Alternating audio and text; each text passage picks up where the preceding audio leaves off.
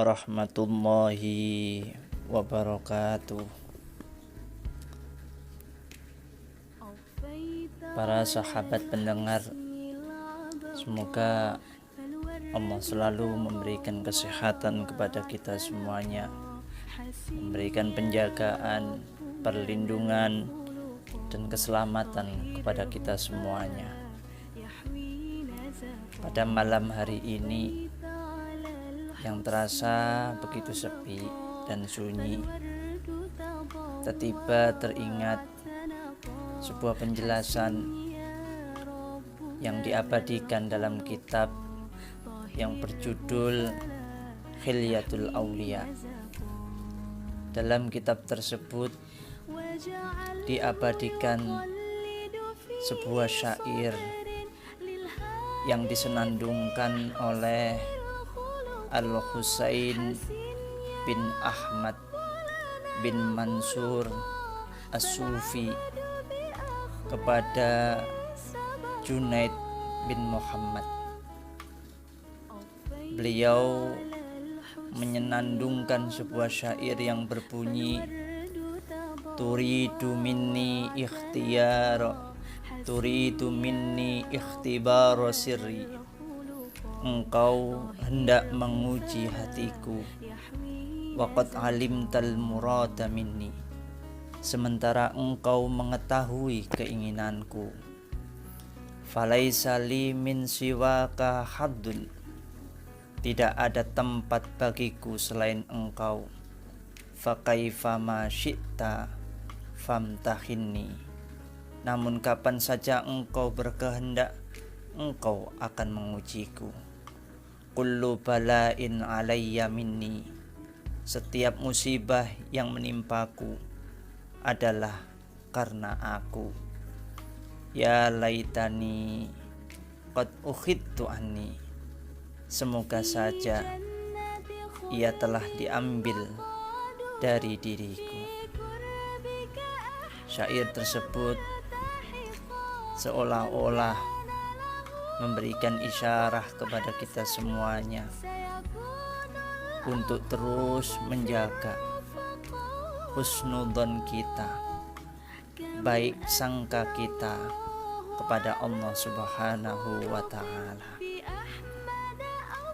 Jangan sampai husnudzon kita hilang dan berubah menjadi suudzon atau berburuk sangka kepada Allah Subhanahu wa ta'ala.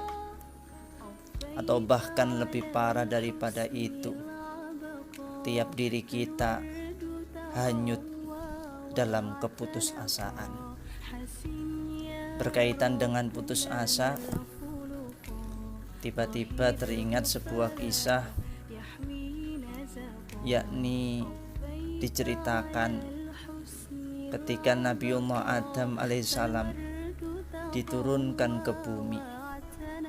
Saat Nabiullah Adam turun ke bumi, beliau turun ke bumi dalam posisi berlutut dan menundukkan kepala.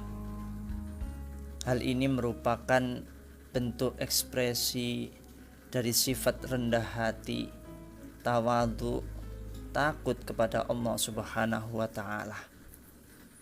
Sedangkan di sisi lain, iblis turun ke bumi dengan posisi, kalau boleh dibahasa Jawakan, yakni berposisi berekspresi mengkerik.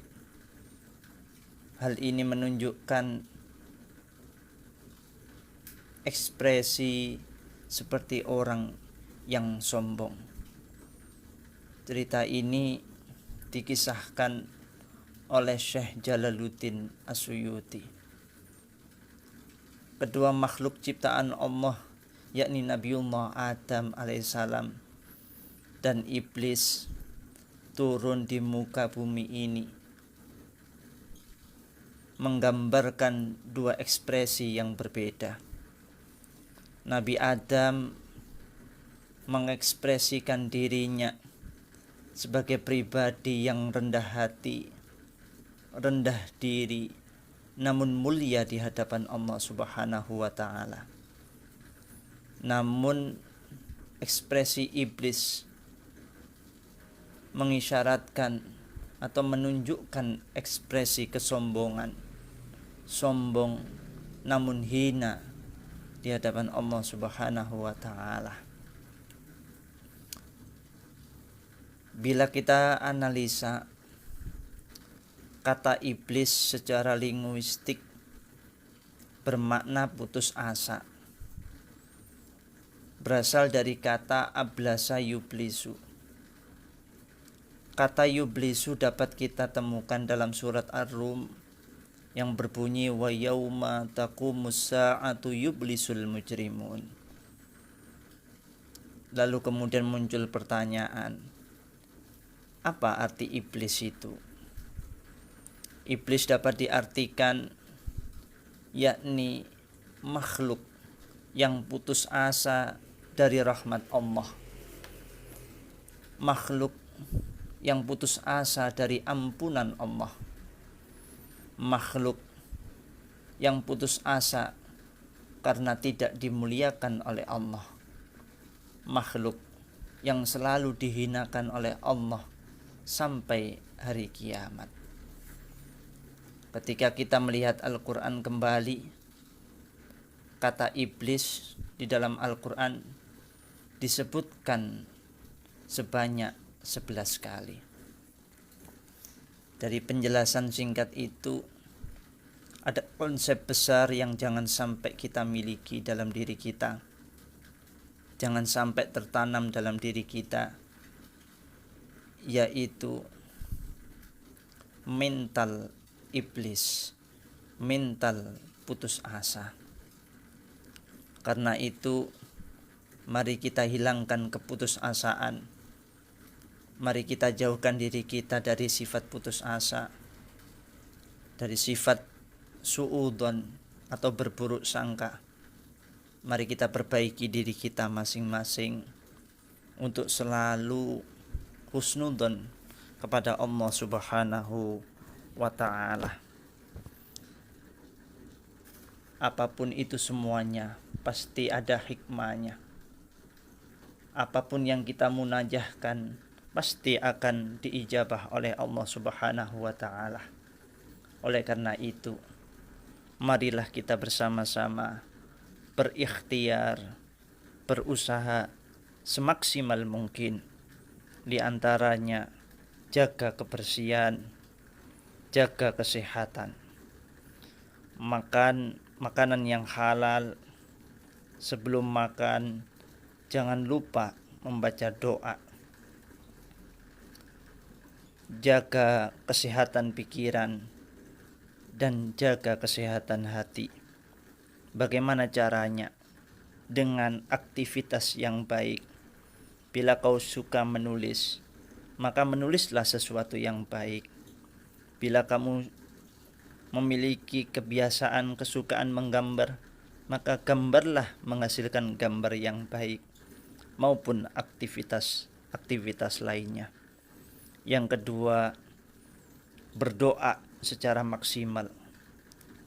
Doa kalian sendiri-sendiri, memohon kepada Allah secara maksimal, secara tulus dan ikhlas, bersungguh-sungguh memohon kepada Allah. Dan yang ketiga yaitu selalu berhusnudzon secara maksimal.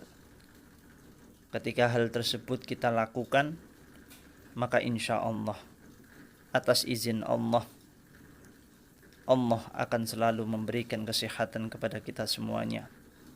Allah akan melindungi, menjaga, dan menyelamatkan kita semuanya. Sahabat pendengar,